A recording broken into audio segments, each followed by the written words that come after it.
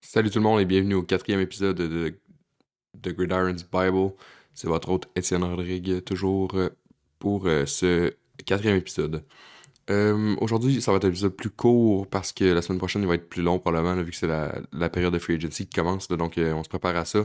Donc je veux parler des sujets un peu plus, comment dire, des sujets un peu plus spécifiques, là, donc des moves qui sont passés, fait qu'on va vraiment se concentrer sur deux situations et finalement le combine, là, plus tard dans l'épisode. Donc, commençons avec les Saints qui ont signé le carrière Derek Carr à un contrat de 4 ans, 150 millions, qui a un average par année en fait de 37,5 millions. Là. Donc, c'est quand même un gros contrat pour un carrière comme Derek Carr là, qui a eu sa pire saison en carrière l'année passée. Euh, Faut trouver une raison pour sa saison qui a ben, sa pire saison en fait là. Donc, je pense qu'on peut croire que la pré-saison se soit passée parce que c'était un nouveau offensive coordinator, c'était un nouveau head coach là, avec Josh McDaniels à Las Vegas. Donc, je pense que ça peut clairement avoir affecté son game. Là. Les stats l'année passée, on parle de 3522 verges, qui est pas terrible, là, considérant qu'il a joué deux games de moins. À la fin de la saison, il a été benché là, pour Jared Stidham. 24 touchés qu'on parle, 14 interceptions, ce qui est quand même très beaucoup. Là. C'est en fait dans le top 5 le plus d'interceptions lancées d'une passée. Là. Donc vraiment, c'est pas quelque chose que tu veux que ton carrière fasse. Et Derek Carr, c'était pas QB qui faisait ça avant, mais là, il y a eu vraiment une mauvaise saison à ce niveau-là. Euh, je pense que les Saints, c'est une bonne place pour lui. Là. Il retourne probablement avec Dennis Allen, là, le head coach des Saints, qui était le GM qui l'a drafté. Ben, pas le GM, mais le coach qui l'a drafté, en fait, là, à Oakland au début de sa carrière. Donc, tu sais, on parle un coach qui a beaucoup de confiance en son carrière et qui l'apporte avec lui à New Orleans pour changer comme un peu la dynamique de cette offense là, qu'il y a eu Jameis Winston, Andy Dalton l'année passée. Là, on sait que c'était comme un peu c'était un gros mix de plein de joueurs l'année passée, puis c'était pas une belle saison pour les Saints, il faut se le dire. Donc, je pense que Derek Carr peut amener beaucoup à cette franchise-là. Ce qui est spécial pour moi, c'est qu'ils ont donné quand même un contrat de comme un franchise guy à un carrière de 31 ans qui vient de sortir de sa pré-saison. Donc, si Derek Carr l'année passée ne marche pas, on l'a encore pour 3 ans à 37 millions par année, euh, avec 100 millions garantis quand même. Là. Donc, tu sais, on peut pas s'en débarrasser très rapidement sans payer beaucoup, beaucoup, beaucoup. Donc, tu sais, c'est quand même une situation compliquée pour eux. Est-ce que je suis d'accord avec le contrat? Ben, pas nécessairement. Je pense qu'il y a beaucoup, beaucoup de bons carrières dans le draft cette année, donc je pense que ça aurait été une situation favorable pour eux. Euh, Ils ont choisi Derek Carr, il y a plein d'autres carrières qui vont être le free agency market, ou même j'aurais pas haï ça qui avait fait une run à Lamar Jackson. Là, tu sais, on parle de deux first round picks et un contrat d'à peu près, tu sais, un contrat plus gros que ça. On parlerait peut-être de vers plus 45 millions par année, voire c'est quasiment 50 millions. Donc, tu sais, oui, il aurait coûté plus cher, mais rendu là, tu ramasses un gars qui est capable de vraiment comme faire la différence. Ce que Derek Carr ne fait pas nécessairement à ce point-ci de sa carrière. Derek Carr va être un pocket passer qui va un peu game manage, là, mais au moins il y a des très bonnes weapons. Là, ça, je peux pas l'enlever. Là. Tu sais, on regarde ça avec autour de lui cette année, il va avoir Alvin Kamara, bien sûr, là, qui est un super bon pass catching back là, qui va être important pour Derek Carr. Les receveurs. Michael Thomas est free agent, mais s'il revient, ça fait quand même une option intéressante. Chris Olave, de l'autre côté, là, vraiment une rookie season incroyable. Donc, je pense que ça peut être très bon pour Derek Carr de l'avoir de son côté. Juwan Johnson, Adam Troutman, deux bons tight ends qui sont pas des stars, mais qui font des gros jeux au gros moment. Donc, vraiment, si on parle d'une offense, il y a quand même beaucoup de talent. Là. Moi, j'aime beaucoup Marquez Callaway aussi, là, qui joue moins, mais qui fait tout le temps des catchs incroyables. Là. Pour vrai, il y a quelque chose à couvrir. Mais non, c'est ça, les Saints se retrouvent dans une situation où ils vont couper Jameis Winston et qu'ils vont y aller avec Derek Carr. Est-ce que ça va changer beaucoup l'équipe? Pas nécessairement, mais tu sais, j'ai regardé la NFC South un peu, là, puis c'est vraiment les carrières partant de cette division-là. cette année vont être beaucoup plus faibles que toutes les autres divisions. Fait que les Saints, moi, je peux voir un peu ce qu'ici ils se sont dit. euh, il nous faut juste un carrière comme à un certain niveau pour avoir une chance de faire les playoffs et pour avoir une bonne chance de gagner la division. Là. Tu sais, les carrières en ce moment qu'il y a dans la division, c'est qui? C'est Kyle Trask avec les Buccaneers parce que Brady a pris sa retraite. Les Panthers, Sam Darnold il n'est pas sous contrat pour l'année prochaine, donc en ce moment c'est Matt Corral, mais je m'attends que Darnold revienne. Là. Je pense que les Panthers vont leur signer. Mais même là, ils vont aller chercher un carrière dans le draft très clairement. Probablement que les Buccaneers vont faire la même chose. Et finalement, euh, l'autre équipe, c'est les Falcons là, qui vont probablement starter Desmond Ridder. Là, on a eu un petit peu des. Il avait parlé un petit peu de Lamar Jackson, tout ça, des petites rumeurs, mais par-ci par-là, mais ça n'a jamais mené à grand-chose. Donc, on se retrouve avec une division qui est extrêmement faible et qui est là pour le taking, là, comme je dis, là, que tu peux la prendre honnêtement juste par avoir un carrière qui est meilleur que les autres. Et là, c'est là que les Saints, c'est ça que les Saints vont avoir l'année prochaine. T'sais, leur défense a été très solide cette année, là, donc je m'attends que ça change pas. Et là, ben, ils ont eu le gros free agent signing qu'il y avait besoin là, en signant Derek Carr avant que la free agency commence. Là, donc, vraiment, ça a été un bon move pour eux quand même. Là, en général, là, je pense que malgré que l'argent soit cher, on a besoin d'un carrière dans la NFL en ce moment. Là, puis jouer avec un gars comme Winston, un gars comme Dalton cette année, je pense que ça a été vraiment terrible pour eux. Et là, avoir Derek Carr va changer vraiment la situation pour cette équipe. Deuxième segment, le backfield à Dallas. Quoi faire? On sait beaucoup là, que le Dallas, on joue à un running back, mais qui ont une bonne rotation là, à ce niveau-là. On parle d'Ezekiel Elliott et Tony Pollard. Pollard qui vient d'être franchise tag, là, donc qui est signé sous un contrat de 1 an à 10 millions en moyenne. Donc, ben, environ 10 millions, pas en moyenne, parce que c'est juste 1 an. Mais c'est ça. Comment dire? Premièrement, qui que je pense qui est le meilleur running back? Je pense sincèrement que Tony Pollard est un porteur de ballon plus explosif, plus juste meilleur que Zeke à ce point-ci de sa carrière. Là. Ezekiel Elliott en ce moment est sur un contrat de. Il avait signé 6 ans, 90 millions, ce qui est n'importe quoi pour un running back selon moi. Et là, il commence à être des années sur son contrat qui sont moins pires un peu. Là. On parle de 10 millions par année, un dead cap de 11 millions si on veut le couper, mais il y a tout un capite de vers 16 à 14 millions. Donc honnêtement, je vois pas comment qu'on peut garder le porteur de ballon Ezekiel Elliott comme un. Tu sais, parce que honnêtement, ses stats sont vraiment moins bonnes. Juste sur papier, là. On regarde, je vais juste mentionner les stats des deux joueurs. Ok? Tony Pollard a joué 16 matchs, a 193 courses et a couru pour 1007 verges. Ok? Si on parle d'une average par course de 5,2 verges. Ensuite, on va regarder Ezekiel Elliott qui a joué 15 matchs, donc un match de moins, qui a 231 courses, donc on parle de 40 courses de plus que Pollard, et qui a couru pour 876 verges. Ok? Donc on essaie absolument de donner le ballon à Zeke. Sauf qu'il y a une moyenne, lui, de 3,8. Donc il y a vraiment la pire moyenne, puis il y a une moyenne de moins de 1,4 verges de moins que Tony Pollard. Euh, Sa plus longue course de l'année, c'est quand même juste 27 verges. Là, donc on sait qu'Ezekiel Elliott vieillit, mais il a quoi, 28 ans en ce moment, 27 ans. Donc il serait supposé encore être capable d'avoir des bonnes courses. Puis il est à un niveau de sa carrière que oui, il est plus dur pour un running back, mais au prix qui est payé, c'est dur d'accepter que ce running back-là a une longest de 27 verges, une moyenne de 3,8. Là.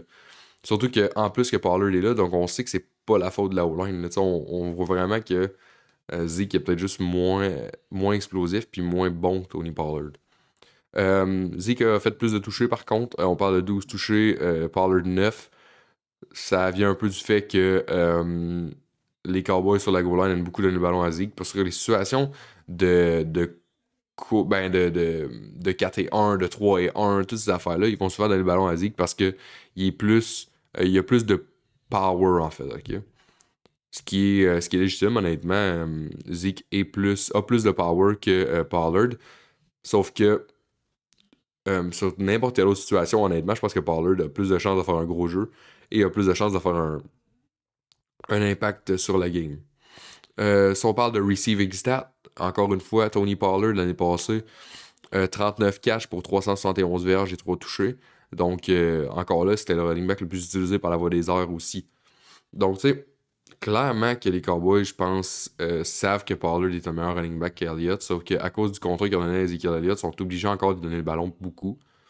Euh, c'est une situation dure quand même, là. Je pense que ce qu'on essaie de faire en ce moment, c'est de dire à Ezekiel Elliott que ben là, clairement qu'il est payé trop cher et on veut baisser un petit peu son contrat. Là. Je pense qu'on parlait de pay cut plus tôt dans l'off-season un peu. Là.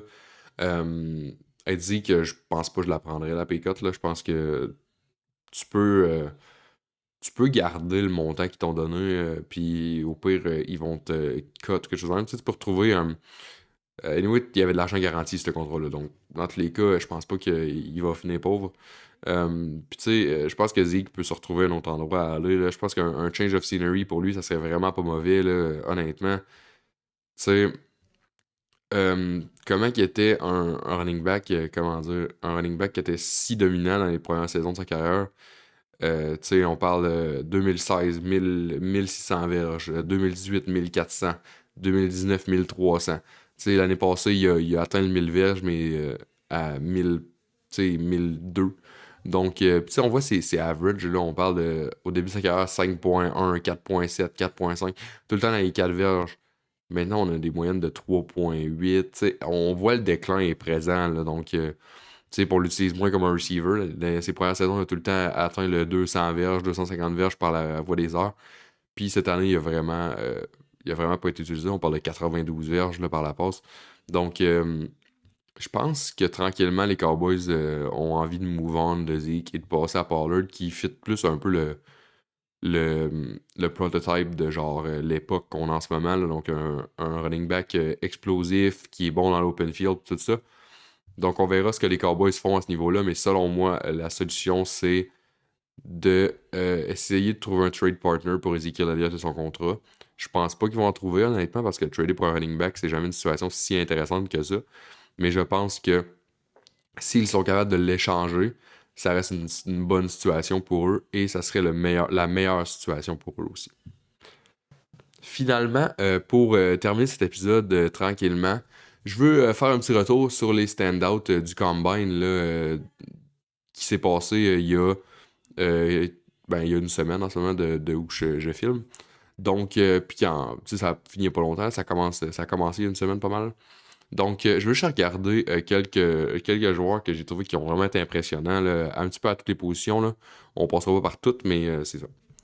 Premièrement, je veux juste dire que la situation avec Jalen Carter est spéciale un peu, là, qui a été arrêté pour reckless driving, là, puis je pense qu'il y a un DUI, je pense que oui, mais non, c'est ça.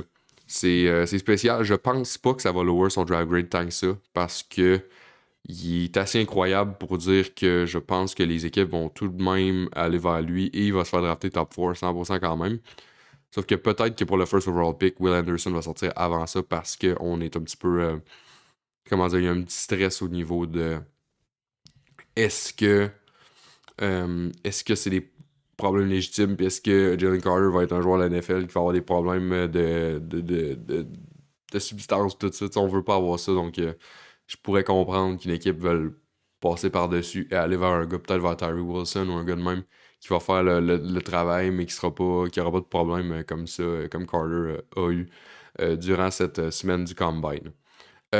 Quelques joueurs qui m'ont impressionné, premièrement, au poste de carrière, moi je pense que le joueur qui m'a le plus impressionné, ben évidemment Anthony Richardson a eu un combine incroyable. On parle de une habileté athlétique incroyable. Là, tu sais, à toutes les drills, il a comme été simplement dominant. Là, tu sais, 40 verges, le carrière le plus rapide quasiment. Ben, oui, c'est ça.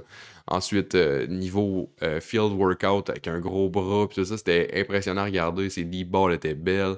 Je pense que Richardson a vraiment montré qu'il pouvait être un top 5 pick, là, et je pense qu'il a peut-être jumpé au-dessus de Stroud pour le deuxième carrière. Fait que j'ai hâte de voir ça. Ça va être intéressant dans le draft à voir qui sort en premier à ce niveau-là.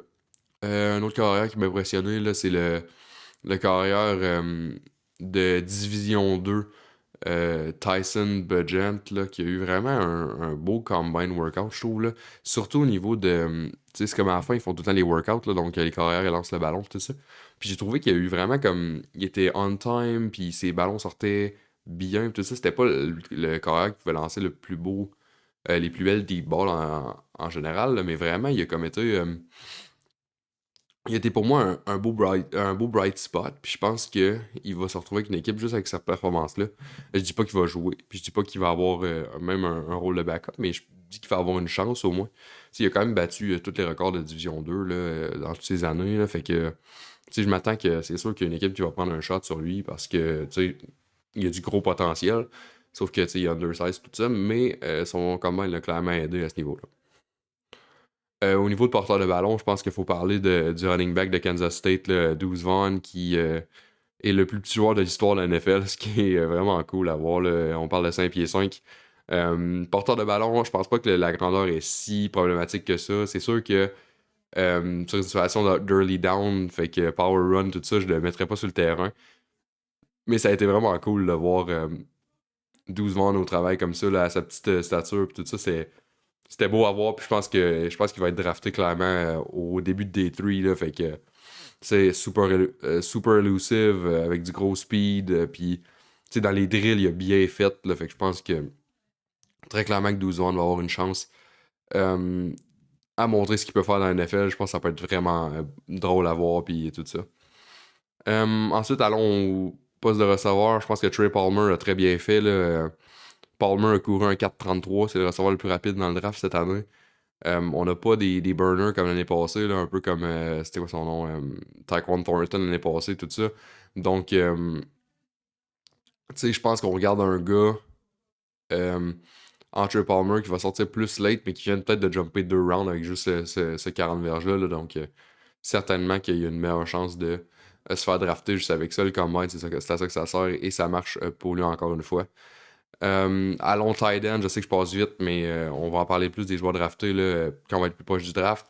Tight end, très clairement que lui qui a le plus flashé pour moi, c'est le tight end de 6 pieds 7 de Georgia, là, Darnell Washington, qui a fait un de ses catchs là, sur les goal line fade, là, un nouveau drill au combine, là, qui font ouais, c'est des fades avec en fait un une backline en fait, là, fait que Washington a fait un gros catch, puis je pense que tu sais, ça montrait, c'était pas juste ça son combine, là, ça montrait qu'il était athlétique pour un gars de 6 pieds 7 et qui faisait des jeux, comment dire, genre vraiment impressionnant, là. Je pense que Washington a vraiment up son stock avec ce combine-là, et ça va être intéressant à voir où qui se fait drafter. Honnêtement, je suis vraiment.